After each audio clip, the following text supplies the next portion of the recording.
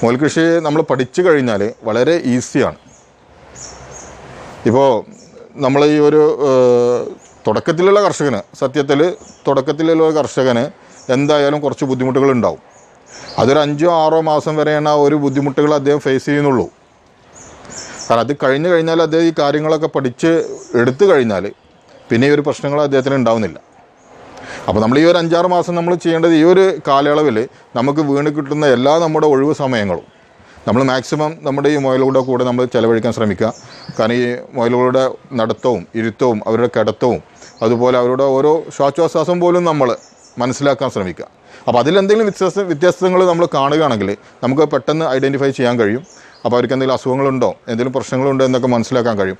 അതുകൊണ്ടാണ് മിഗ്ദാസ് സാറ് നമ്മളോട് പറയാറ്, മുയൽ വളർത്തുന്ന ഒരു കർഷകൻ അദ്ദേഹം ഒരു മുയലിനെ പോലെയായി മാറണം എന്ന് പറയാനുള്ള കാരണം ഇങ്ങനെയാണ്. അതായത് നമ്മൾ ഈ മുയലിനെ